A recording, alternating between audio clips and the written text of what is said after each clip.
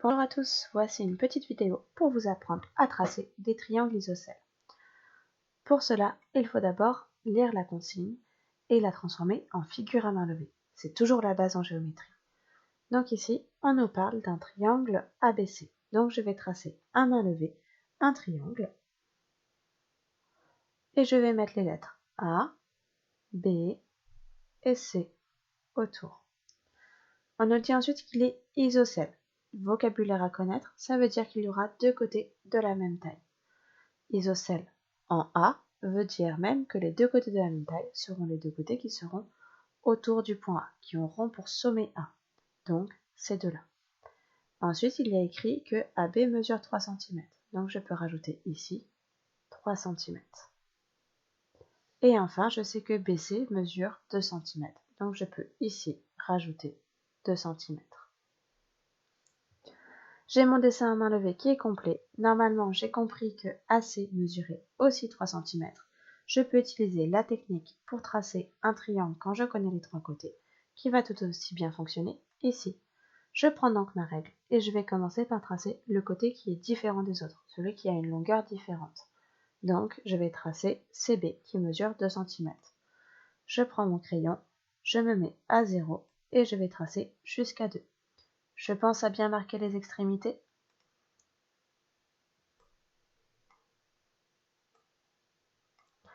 Une fois que c'est fait, je peux enlever ma règle et écrire les bonnes lettres. Donc le point C d'un côté et le point B de l'autre. Il me faut à présent mon compas et toujours ma règle pour pouvoir prendre le bon écart. Je vais donc mettre mon compas la pointe sur le 0 et prendre l'écart avec la mine. Je veux avoir la longueur des autres côtés, donc je vais avoir ici 3 cm sur mon compas. Une fois que c'est fait, je peux enlever ma règle et je vais pouvoir bouger mon compas pour le mettre sur le point C.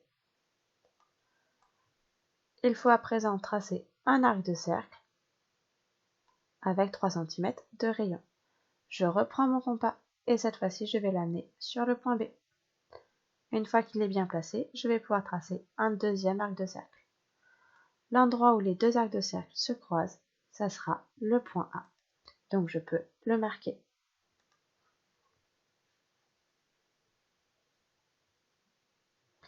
Il ne me reste plus qu'à relier. Je peux utiliser la règle pour le faire.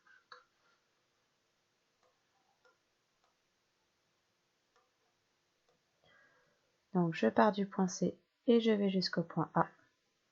On peut au passage vérifier que ça mesure bien 3 cm. Et je vais faire de la même manière un tracé à partir du point B jusqu'au point A.